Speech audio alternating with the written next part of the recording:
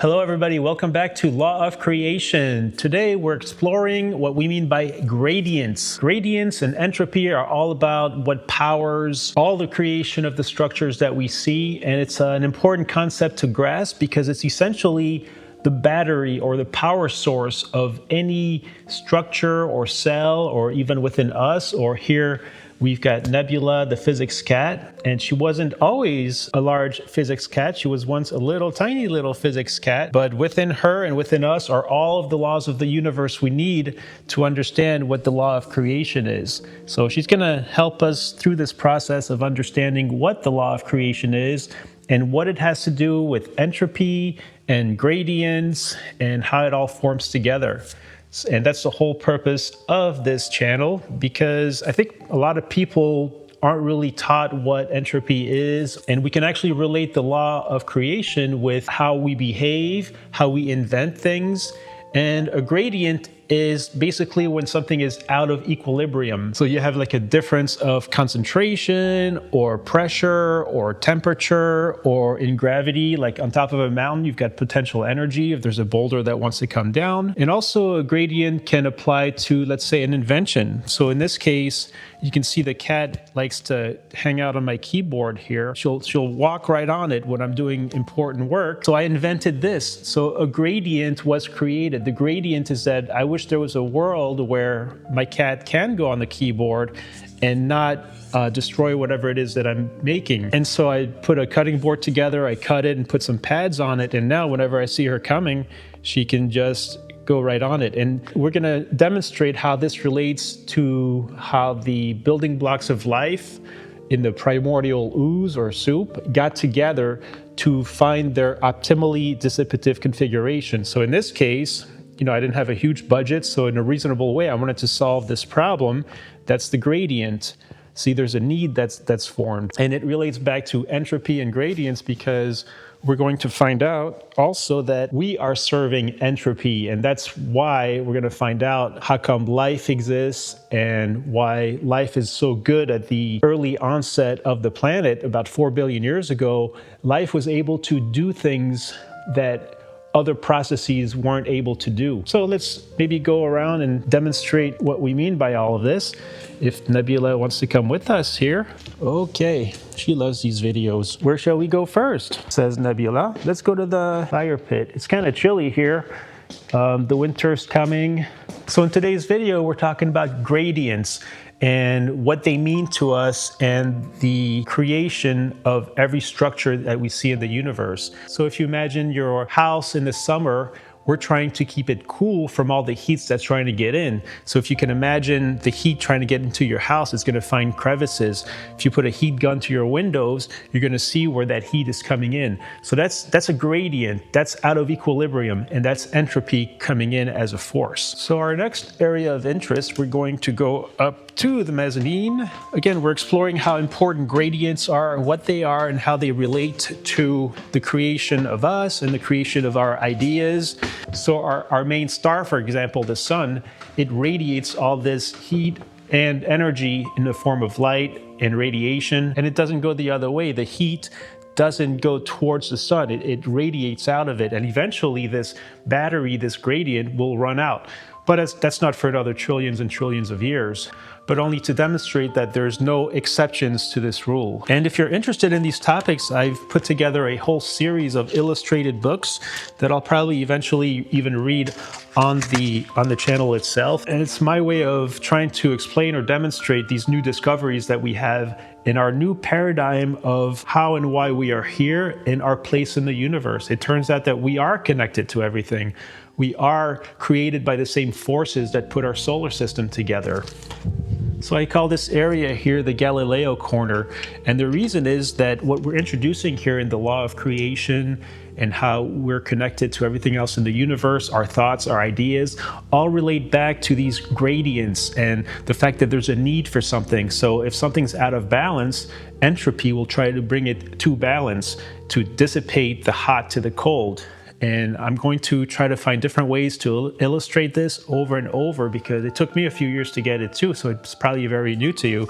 But I wanted to share too that there was a time when we knew the Earth was the center of the universe. And eventually we found out that, oh, okay, we get a telescope and we can see that we're actually one of many planets around our particular sun, and that there's a lot of other suns out there doing the same thing. And that might have been a blow to the ego, let's say, to the prevailing belief systems of the time, but we got over it, and today it's old news. And we're kind of doing this today with the law of creation. This is new stuff. It might make some people uncomfortable, but I don't think it diminishes us at all to understand that we're actually literally part of something greater, and we don't have to fight over whose story is better than whose, and hopefully that'll be old news at some point too. Right, Nebula? Yeah. So, in talking about gradients, again, gradients mean that there's an imbalance in the force, if you will.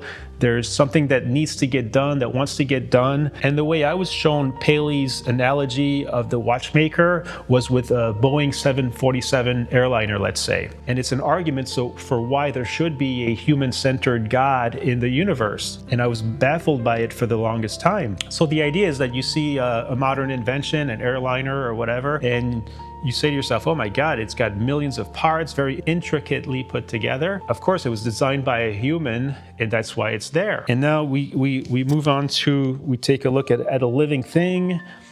Nebula here, she likes to be the center of attention, and we say to ourselves, wow, look at this amazing creature. Trillions and trillions of cells working together, very complex and for a very specific purpose. And so obviously it needed to be an intelligent being, creator, that made all of this. And I say to myself, yeah, I mean, there's no way around that. That's absolutely true. So what's new about the law of creation as it relates to this analogy is that we have to reframe our perspective on what we mean by what the watch serves and what the human serves. So the watch was created by a human because at some point it was important to tell time. So it's got a purpose, and we put it together and it's got that value. So what is us or life to the universe as far as value or purpose? And we find that the whole purpose of life here, it's able to solve a lot of these early Earth gradients that existed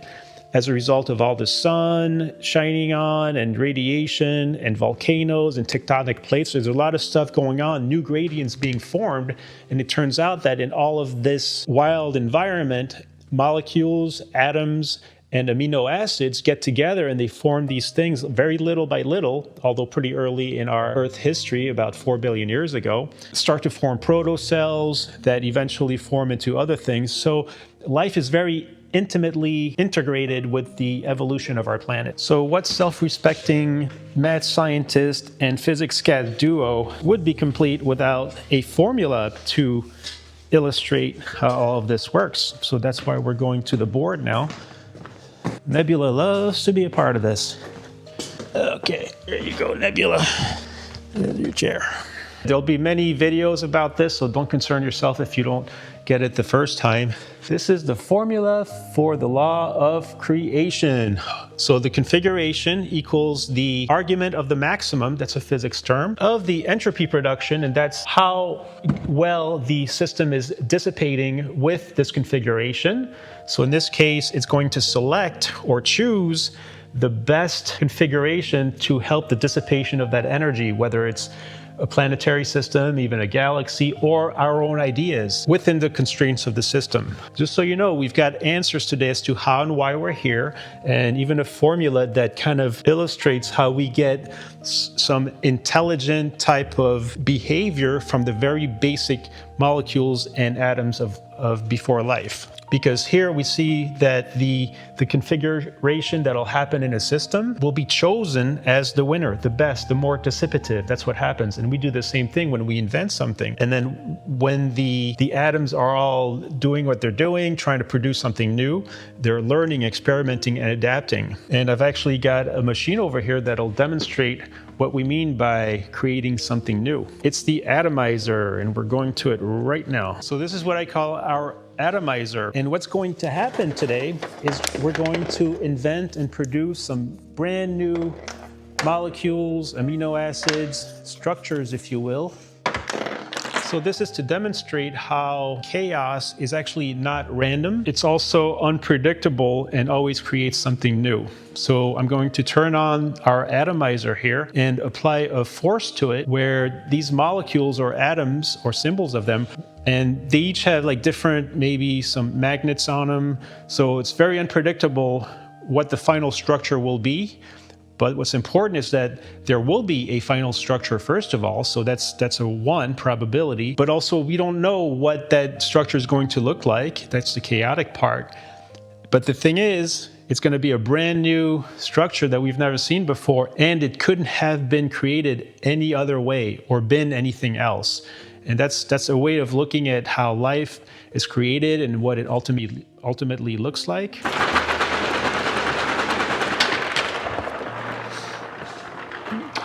Well, let's see what we've created. So some of these molecules here are brand new. They've never been seen before. And for the most part, they won't do anything new either, because it's a rare event that you would actually find a new solution to a gradient than before. But check this out. Once in a great while, something like this will form. And lo and behold, it might actually help move along energy and matter somewhere else that wasn't able to do so before in a new configuration, and that could unlock a new dissipative path that wasn't there before. And that's one of the answers as to why a system or a planetary system would choose or end up having life on it and another not, is that because with the life on as part of that system, more dissipation of energy and matter occurs, and that's the whole point of entropy and gradients. So thanks for joining us. We'll see you at the next video.